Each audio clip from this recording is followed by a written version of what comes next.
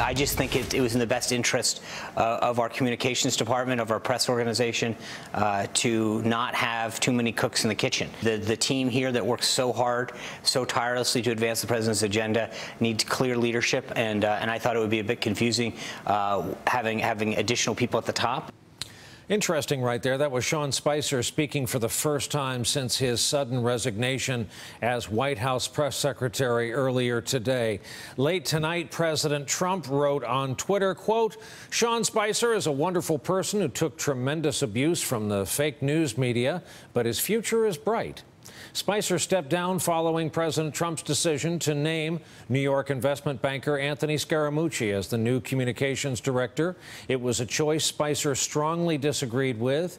Eli Stokols of the Wall Street Journal and Shannon Pettypiece of Bloomberg have been kind enough to stick around with us because there's a lot to talk about, a lot of history here in just 6 months. Eli, take us back to that first day in the briefing room, a kind of stunned national audience looked on because it was a day of moment. We'd had the inauguration and then these marches filling the streets of cities and towns from Anchorage to New York to London. Right. When Sean Spicer called reporters into the briefing room on a Saturday, the day after Inauguration Day, and lectured them and got really agitated, pointed to pictures and said that the media was intentionally misreporting crowd size to dampen the enthusiasm for this president. It was a signal on the very first day about the sort of the loose relationship that this administration, this president was going to have with truth and how far they would go to sort of create this alt reality.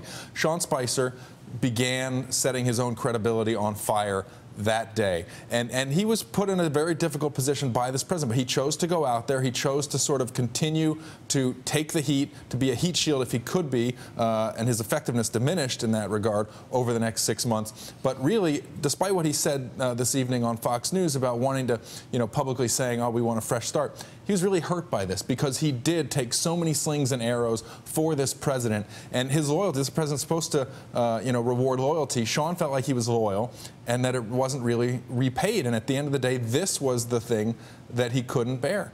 Shannon, before we talk about reasons for exit, let's talk about the journey and where we've been. A sampler of Sean Spicer.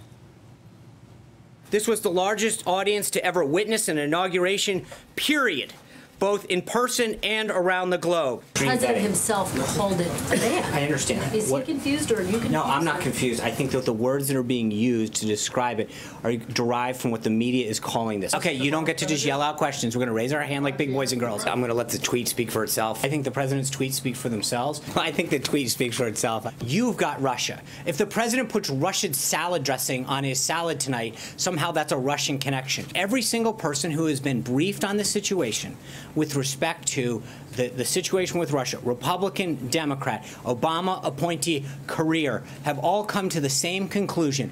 At some point, April, you're going to have to take no for an answer with respect to whether or not there was collusion. Sean, come on, Sean. Sean, a minute. What about the Putin call? Sean, where did Sean go?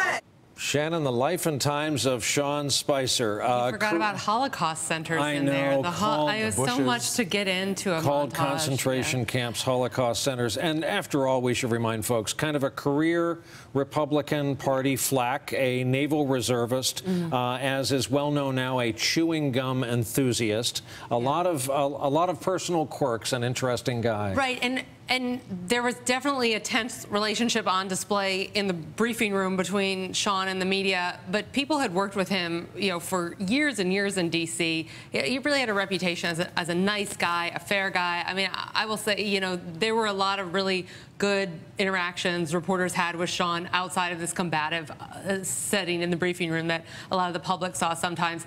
And among Trump's base, they loved him. I was at a Trump rally, I don't know, maybe 2 or 3 months in. Sean was mobbed by people in the audience. I thought it was a Jonas brother or something in the crowd that people were going up to get their picture with Sean, to shake his hand, to say, great job, Sean. He was seen as the president's defender out there. He was very popular among Trump's base. And so for all the, tenseness in the media and ridicule, he did have his supporters out there. Eli, he did. I note, tell Sean Hannity tonight he thought SNL had gone too far in their depictions of him. But Sean Spicer now, I guess he's going to work through August and take off for a while. Enter Mr. Scaramucci. About him, quite a bit is known. Born into a middle-class circumstance on Long Island, entirely self-made, found his way to Tufts, found his way to Harvard Law School, and found his way to a fortune. Starting off at Goldman Sachs, he mastered the money business, personal worth probably north of $1 billion. There's a lot there for Donald Trump to like, and a resume that no one would flinch at if it were head of the Council of Economic Advisors, but he's the new communications director. Well, but, you know, Trump didn't come with an establishment pedigree or the resume that you typically see for president. Good either. reminder. And this president sees a lot. I mean, it's like looking into a mirror, I mean, this is the White House. But when he looks at Scaramucci, he sees a rich guy, he sees a New Yorker, he sees somebody who is self-made, as he believes he is as well, and he sees somebody who has a facility with the media. Donald Trump and Anthony Scaramucci, it can be argued, both made their names and their fortunes by sort of excelling in the media space. And you saw it today with the way Scaramucci came out and kind of easily had an ease to him and an easy tone and demeanor. Everybody's talking about his, the questions are going to be tough for him. It's not an easy job. But when Donald Trump did that long press conference several months ago, I remember this moment when he was lecturing the press and he was saying, "You're going to say I was ranting and raving, but really I'm just talking to you. You guys, you know," and he spoke to the press about their tone. Donald Trump understands tone. He understands communicating. And I think you saw one of the things that Sean Spicer couldn't do is get the tone right. When he was admonishing the press, when he was, you know, flat out misleading and lying to the press, he was angry, he was agitated, he never seemed really comfortable.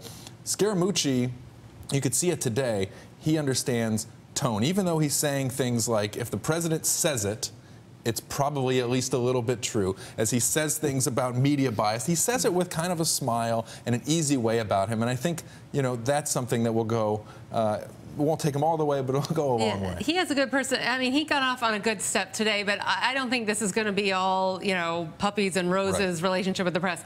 And even in the White House, he is a big personality, and there are a lot of big personalities and a lot of alliances in that White House. And someone who's not a fan of his described it to me as throwing gasoline on a tanker fire. I mean, this is going to be disruptive having him in there, and I think it's going to generate a lot of drama. We went from puppies and roses to gasoline and tanker fire so quickly.